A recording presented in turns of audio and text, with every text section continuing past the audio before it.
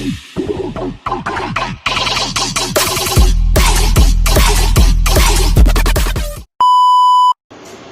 hello mabuhay, this is me yours truly once again, Jeffy Devon, and welcome to my YouTube channel. Yes, I'm back, Madlang Pepoy. Hello everyone. Anyways, by the ways, highways, kung bago ka sa aking channel, please don't forget to subscribe and click the bell button to notify you every time na mag-upload ako ng video. And please don't forget also to click the like, share, and comment down below, Madlang Pepoy. And of course, dapat kung manonood ka dito sa aking channel at siguraduhin yung nakasubscribe ka, Madlang Pepoy, para naman dumami-dami tayo, dumami ang friendship natin, Madlang Pepoy, diba? At lumaki ang ating community dito sa aking video or dito sa aking YouTube channel, Madlang Pepoy. But anyways, today's video, Madlang Pepoy, hindi about sa pagsasubscribe. It's all about na magre-review ako ng mga videos. Kasi this morning, pagising ko, kasi aga ako nagising kaninang umaga, nagising ako is 4 a.m. in the morning, and then wala akong alam gawin habang nagkakape ako, ginawa ko, chinek ko yung aking TikTok. And then, pagkabukas ko ng aking TikTok or pagkabukas ng TikTok app ko is may mga nakita akong isang video guys na about sa runway, and then hindi ko alam kung makeup artist yon or kung handler yon. Kasi nag-protest dun sa isang contest, Madlang Pepoy. And then yun, yung parang based dun sa mga videos na na-upload niya through TikTok, guys. Dun sa reaction niya, and then dun sa pag-hysterical niya dun sa video niya, parang natalo ata yung mga candidates niya or parang nasa runner-up lang. Then pinakita niya na yung candidates niya is Barbie look. Yes, aminin ko, napakaganda nga naman ng mga candidate niya, yung mga talent niya. Aminin natin yun, nandun na yung point. Yun. But anyways, before ko i-review guys, gusto ko munang i-share sa inyo yung mga videos para mapanood nyo, and then kayo din, ma-review nyo, kayo din, makapag-comment kayo or kung anong masasabi nyo guys about doon sa mga videos, about doon sa makeup artist o handler na nag-protest doon sa isang runway pageant sa ginanap sa Tarlac na narinig ko din sa video. So, no further ado guys, please watch this film. Ako close ng scores. Check ko lang First, second. May mga deduction. Kaya pala. Malala. Second runner-up for the female. But of course, our Wilbur is distributing the gift packs for all our top 5. Both for the male and the female. For the female second runner-up, who will award the second runner-up? Ready na tayo? Wilbur will be awarding our second runner-up for the female. Who will do the honors? Ay ko, sige na, lapitan mo na lang. Pabilisan mo na. I-stress mo ako. Grabe. Ang sirap, diba boy? Again, 10,000 for the grand winner, 5,000 for the first runner-up, and 4,000 for the second runner-up. Ready ka na ba? Siguraduhin mo. Male number! Tingnan yung title doon. Pak! Ang ganda na talo. Mga Barbie na talo. Congratulations! Title yung pala ni Brian. Ay lang dalawa? There you have it, ladies and gentlemen, our winners for the second one of Ilan na nga itong gusto yung mitatagon? Next Top Model Season 1, Cycle 1. Thank you so much, judges. Thank you, friends. Thank you, handlers. Thank you, candidates. Thank you, judges. I have been your host, Mr. Hermes, saying God bless. Good night. So long, everyone! Paulit! Thank you everyone for attending the party. Thank you. God bless and ingat sa pag-uwi. Oh.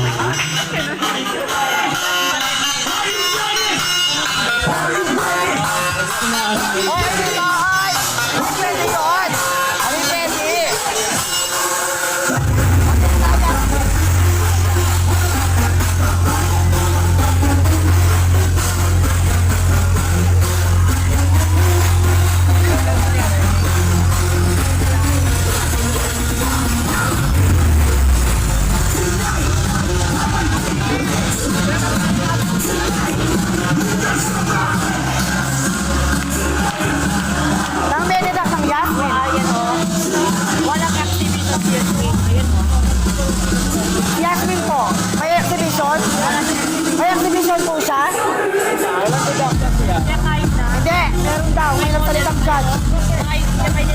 Ate yung salitang judge. Title nyo. Title nyo. Sinabi ni po. Title yan, sabi ng po. Title daw siya, sabi ni po. Ayan. Hindi na. Malala. Yung pagkukuha ng score. Pero grabe. Hindi. Exhibition. Paano naging exhibition yun? Last courses ba yun? Victoria's Secret. Paano yung Victoria's Secret? Ganun lang. Ay, malala. Hindi, malala. Go video mo, Facebook, ipopost. Claire, ayusin mo. Exhibition mo, may contest. Lahat, ang dami kumagana. Sobra. Sobra? Hindi naman dance contest yun. Sir Khalid, title sila, silang dalawa. Kumanon. My God, Trev, hindi. Hindi naman exhibition to. Gumanon lang. Ayun, may video kami. Ang dance contest, yung mga gumaganyan, bikini open. Trev, ang popo mo. My God! Exhibition, tapos 5%. Ang daming title ng alaga ko. Sinasabi siya sa regional, sa Mr. Philippines. Kasi babagsak ko sa ganito. Ganun lang. Exhibition, 5%. Hindi! Very wrong ka doon! Pinagbigyan kita, Trev. Di ba? Nagpapakaw pa kami, magulo yung ano mo. Magulo. Yung event mo. Malala. Bulak-lak, huwag kayo magbaback out. Nag-remit kami. Nagtrabaho ko, nag-diop ako, pinagbigyan kita.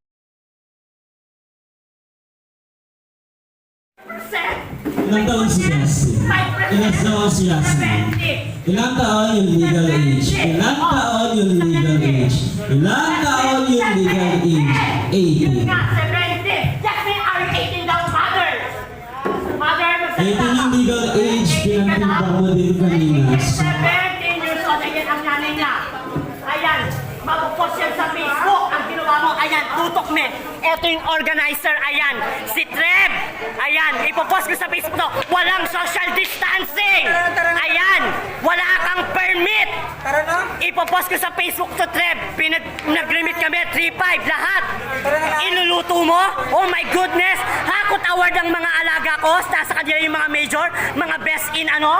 Tapos laglag sila sa top 3. Ano ka klaseng organizer? Kaya maraming mga may ayaw sa isa dito sa taga-Tarlac. My goodness, ito mukhang Barbie doll! Model look, nasaan? Puta ka! Putang idda mo! Kaya kapapakit ka na ako. Kakaling alawang event. Makarine ka! Tutuman trip! Makarine ka! Makarine yung event mo! My God, ito oh, matatalo, ayan. Oh, lawin mo, ang ganda! Puta ka! Makikita naman kapulisan yan. May social distancing, may permit ka ba? Minor, nakakiba, makikita yan. Bumayag ka sa event mo. Oh, sino ang may kaso? Mga minor, pati yung kanina, 15 years old si Danaya. Nakakiba, binayagan mo. Sige. Ngayon, magsalita ka. Buriyong mo yan. Second runner-up for the female is none other than female number 10. Congratulations.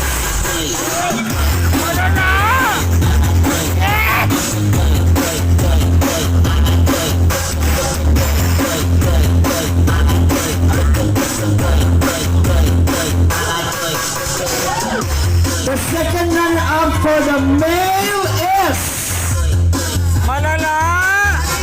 male number 5. 5.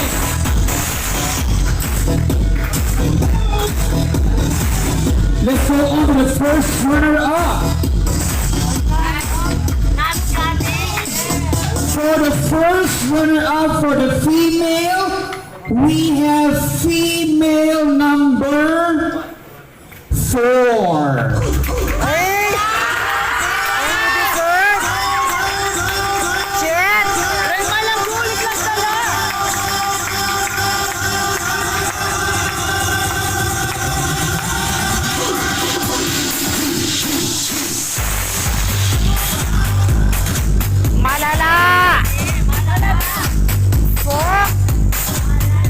The first runner-up for the male is male number 2.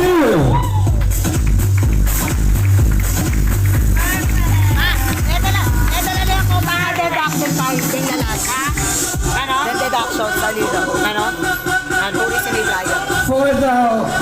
one winner for the female. She will be.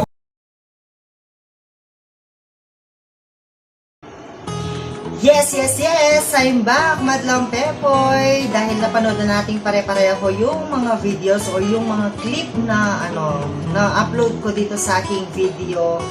So, kayo muna ang tatanungin ko kung anong masasabi nyo guys dun sa makeup artist na yon or dun sa handler na yon. Anong masasabi nyo in one word? Yes, tama nga guys. Para sa akin, tingin ko, yung ginawa ng handler na yon is unprofessional. Yes, nandun na yun tayo dun sa point na natalo yung candidate mo. Or halimbawa, tayo yung nasa niya, tayo dun sa sitwasyon niya.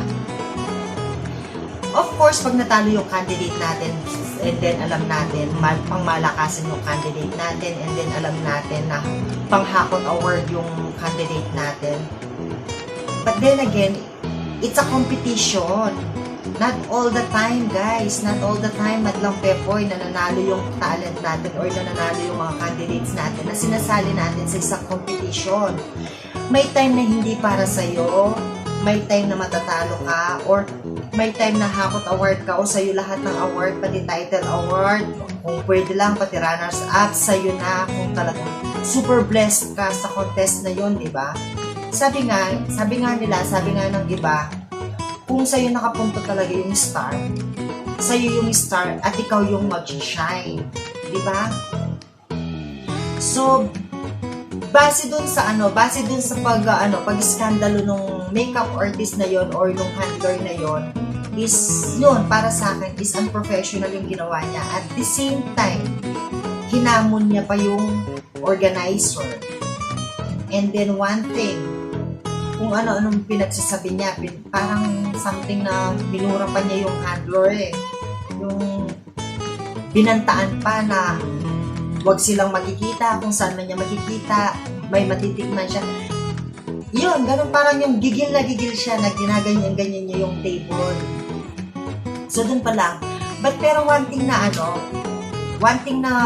unang pumasok sa akin na unprofessional yun. Bakit? Kasi ito yung host or ito yung MC nung event na yon. Nag-announce pa lang ng first winner, yung runner-up, sa kanya ata yun. Tiningnan niya yung list of winners, and then at the same time, pumunta siya sa harapan. And then may lumapit na isang candidate na siguro talent niya yun, ginanon siya, and then tumatra siya, then nagtatalak na siya habang ina-announce yung ibang winners pa. So, diba, sa tingin is nakakahiya yun pag yung handler nyo, yung makeup artist nyo, ganon. Guys, sasabihin ko sa inyo, huwag nyong gayahin kayong mga candidate. Syempre, hindi man siya nahihiya, ikaw yung na-contestant, ikaw na candidate, ikaw na competitor na ano man pwede itawag doon, na nandun ka sa event na yun, nakasali ka sa event, ikaw yung mahihiya. And then nandun pa yung mga judge. Nandun pa yung mga judges para gawin niya yun, di ba? So, hindi siya nagbigay, kung sa sarili niya, wala siyang respeto sa sarili niya. Pero sana, nagbigay siya ng konting respeto kahit sa mga talent lang niya. Kasi yung mga talent niya, yun yung nahiya, yun yung yun, pinakita niya, ito yung talent ko, ito ang ganda, Barbie look. Siyempre, di ba? Yung katawan natin, nasa condition din naman, may condition yung katawan natin. Kung halimbawa, sumali ka ngayon, ginawa yun sa Perla. Halimbawa, nilaban kita dito sa Mabalacat. Hakot award, talent. Hakot award, and then nag-title at the same time. Then, nilaban mo sa Angeles. Nag-title din. Nag-hakot award din. Nilaban mo sa San Fernando. Nag-title, nag-hakot award. Siyempre, yung mga bata, napapagod sa kakarampa, nauubusan sila ng movement, nauubusan sila ng mga poses, nauubusan sila. Siyempre, hindi naman pwedeng paulit-ulit yung ginagawa. What if may mga ilang judges dito sa Mabalacat, sa Angeles, sa San Fernando na naging judges doon sa Tarlac. Nakita, replay, napanood ko na yan, na-judge ko na yan. Nung nag-judge ako sa Mabalacat, or nag-judge ako sa Angeles, nag-judge ako ng San Fernando, napanood ko na yan. So, alam ko na yung score na bibigay ko. Parang naumay na ako, nagsawa na ako. Yung parang, syempre, Hindi mo lang sasabihin na, ibabagsak mo siya. Sulat mo na lang. Pero mga bata, napapagod, nawawalan sila ng focus. Although nandun na yung focus, nandun na yung energy. But yung adrenaline nila, or ano man tawag doon, adrenaline nila, hindi na pareho. Kasi yun na, pagod na yung mga bata.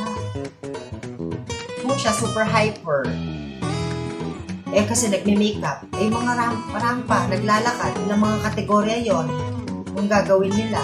Diba? Minsan, hindi lang sa ganda, hindi lang sa voice and bearing, hindi lang sa stage presence, kundi nasa performance din. Dapat inisip ng makeup artist na yon and inisip ng handler na yon. Kanina, hindi ako nagagalit doon sa syempre hindi ako nagagalit. Yung parang, yung nakita ko, yung napanood ko, yung parang naisip ko na sumama-sama din ako sa mga ganyang event. Nanonood din ako ng mga ganyang event. And then, na-makeupan din ako ng mga makeup artists. And then, sumali din ako sa mga ganyang event. And then, may mga nakakasama din ako ng makeup artists. And then, nag-assistant din ako sa mga makeup artists and handler.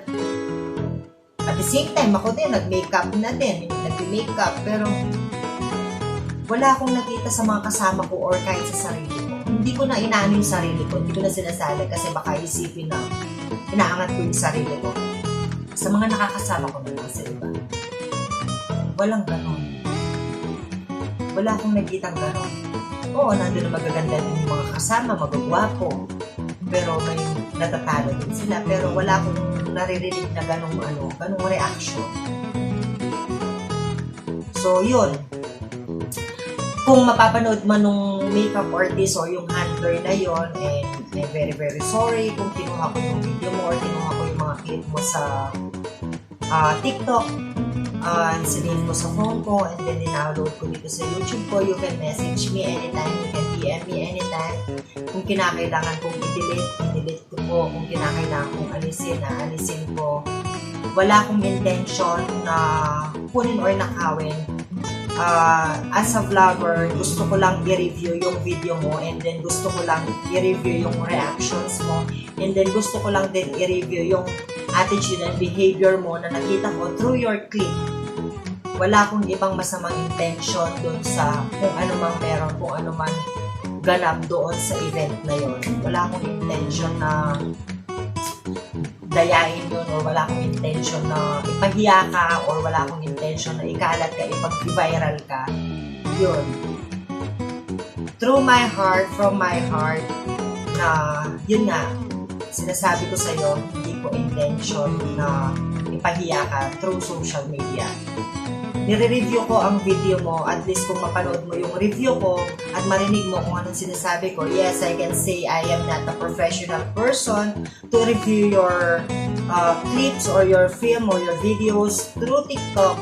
Di man ako ganun ka-professional, pero I have a heart and mind to understand what's your reaction, what's your behavior, what's your attitude na ipinakita doon sa event na yun. At the same time,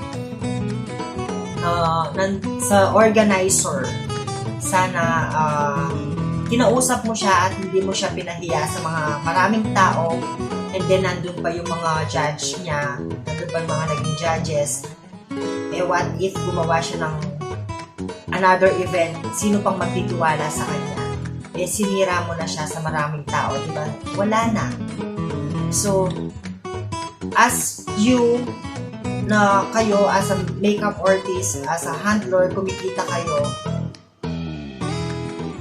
sa pa-event ng mga organizers. Sana one day, or matalo man yung mga candidates nyo, or matalo man yung mga contestant nyo, yung talent nyo, give respect, pag-usapan, hindi wag idaan sa init ng ulo. At laging tandaan na kapag sumasali ka sa isang event o sa isang contest, laging itatak sa isip o sa puso, ilagay sa puso na minsan may natatalo, minsan may nananalo. Ayan. Sabi nga nila, hindi araw-araw ay Pasko at hindi araw-araw ay sa atin yung aguinaldo. Kaya, yun nga, isa pa tulad ng sabi ko kanina, kung sa'yo ang star, ikaw yung mag-shine. Pero kung hindi sa'yo nakatapat yung star, give thanks. So, hindi pa yung huli. Hindi pa yun yung huling journey. May ibang journey pa, may ibang event pa, may ibang contest pa na pwedeng salihan ng mga talents mo. So, once again, I apologize to upload this clip. Yung mga clips mo, I apologize. I am sincerely asking your apology. And thank you. Thank you so much in advance. But anyways, yes guys, ayun, na-review ko na yung mga video, and then nasabi ko na rin through social media yung apology ko dun sa may-ari ng clip na yon. So, hindi ko talaga intention guys. So, this is the end of our video for today, Madlang Pepoy. At sana nagustuhan nyo yung aking review, and please, once again, don't forget to click the bell button and don't forget to subscribe. Also, Madlang Pepoy, nagkabaliktad na yung sinabi ko. Once again, ulitin ko, take 2. Don't forget to subscribe and click the bell button to notify you every time na mag-upload ako ng video dito sa aking YouTube channel, Madlang Pepoy. And don't hesitate to like and share this video and comment down below. Guys, kung may gusto din kayong sabihin about dito sa aking video for today. So, dahil masama ang ating weather, and then at the same time, pandemic, guys, stay safe, stay home, and save life. God bless everyone. Bye for now, and see you on my next video.